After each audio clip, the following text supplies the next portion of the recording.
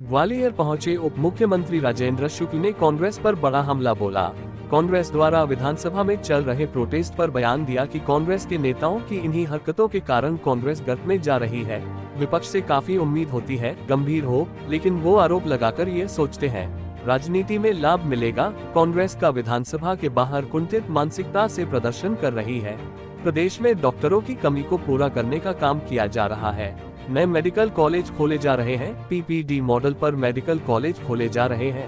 बैतूल धार कटनी में मंजूर हो गए हैं। वहीं उन्होंने कांग्रेस के पूर्व कार्यकाल पर निशाना साधते हुए कहा कि कांग्रेस के राज्य में मध्य प्रदेश राजेंद्र शुक्ल बीमारू राज्य था, अब विकसित राज्यों में गिना जाता है, लेकिन कांग्रेस इस बात स्वीकार नहीं करती है। लेकिन जनता उनका चुनाव इलाज कर देती है, विपक्ष में बिठा देती है।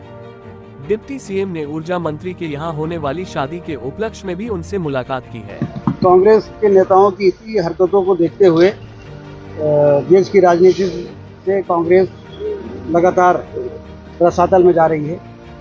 विपक्ष से उम्मीद होती है गंभीर भूमिका का निर्वहन करें, तर्कों के आधार पर विधानसभा में अपनी बातें रखें और आधारहीन आरोप लगाकर, और यदि ये सोचते हैं कि उनके राजनीति में कुछ उनको लाभ मिल सकता है, ये उनकी गलतफहमी है। और इसीलिए कुंठा में से ग्रस्त कांग्रेस इस प्रकार की हरकतें विधानसभा के बाहर करती है, जिसको प्रदेश की जनता देखती है। वही कारण है कि जब उनके पास आरोप लगाने के लिए कोई ठोस आधार नहीं होता है, तो फिर इस प्रकार की हरकतें करके और जनता को भ्रमित करने का जो उनका प्रयास है वो कभी भी सफल नहीं हो पाता। डॉक्टरों की कमी को दूर करने के लिए एक बड़ा प्रयास तैयार किया जा रहा है कि प्राइवेट डॉक्टरों को भी सरकारी की जाए। किस तरह से प्रयास रहेगा ताकि प्रयास लगातार चल रहे हैं, भर्तियाँ भी हो रही हैं, पदों की स्वीकृतियाँ भी हो गई हैं और लगातार नए मेडिकल कॉलेज भी खोले जा रहे हैं। आपको मालूम है कि पहले 5 मेडिकल कॉलेज थे, अब 19 हो गए। अगले वर्ष हम 3 और शुरू करने वाले हैं और उसके फिर अगले वर्ष 3 और शुरू होंगे। प्राइवेट सेक्टर में भी मेडिकल कॉलेज लगाएं, इसके लिए 4 पीपीपी बोर्ड में मेडिकल कॉलेज पन्ना, बैतूल, धार और कटनी में मंजूर हो गए हैं। उसके भूमि पूजन के लिए मुख्यमंत्री जी ने कल नड्डा जी से मुलाकात भी की है।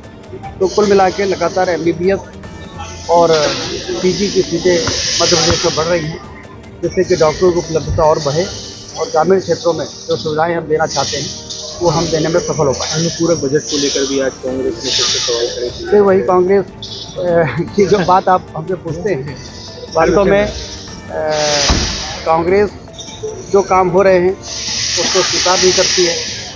कम से कम उनको ये मालूम तो होना चाहिए कि मध्य प्रदेश बीमारू राज्य कहा जाता था, विकसित राज्यों की श्रेणी में सबसे आगे है। इस तथ्य को कैसे वो झुटला सकते हैं? और जब उनके समय के कुशासन की याद दिलाते हैं तो वो कहते हैं कि पुरानी बातों को मत दोहराइए, आज की बात करिए। तो आज की बात में हम नहीं कहते हैं, पूरा देश कह रहा है कि मध्य प्रदेश आगे बढ़ रहा है, विकसित हो रहा है, तो उसको भी स्वीकार करने के लिए तैयार नहीं है। तो अब उनका कोई इलाज नहीं है। चुनाव जब आते हैं तो प्रदेश की जनता उनका इलाज करती है और इसीलिए लगातार वो विपक्ष में अपनी भूमिका के लिए उनको बैठाया जाता है कि एक बार विपक्ष में कि राजनीति कैसे करनी चाहिए ये आप सीखिए।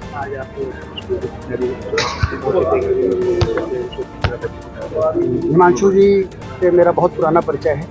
जब सतना में वो स्वदेश के लिए वहाँ पर ब्यूरो चीफ हुआ करते थे, तो उनसे पारिवारिक संबंध रहा है और उनके पूज्य पिताजी के निधन का दुखद समाचार मिला था, इसलिए ग्वालियर आकर और उनको श्रद्धांजलि देने के लिए मैं उनके निवास पर गया और दुख की घड़ी में उनको संबल, क्योंकि पिता का साया बहुत बड़ा साया होता है और वो साया जब हटता है तो व्यक्ति को बहुत खालीपन महसूस होता है, लेकिन उनको संबल हिम्मत रखने वो एक बहादुर व्यक्ति हैं, इसलिए स्थितियों को वो पूरी तरह से उसका सामना कर रहे हैं। मंत्रिमंडल के हमारे वरिष्ठ सहयोगी प्रद्युम्न सिंह तोमर जी के बहुत ही प्रिय भाई जो अभी दुनिया में नहीं है, उनके बेटे की शादी के लिए भी हम सब उनके खुशी के इस मौके पर उनके निवास पर गए थे और उनको बधाई दी, शुभकामनाएँ दी। उनके वर और वधू जो परिणय सूत्र बंधने जा रहे हैं। शादी तो कल है, लेकिन आज जो रस्म अदायगी हो रही थी, उनके पूरे परिवार को मिलकर बधाई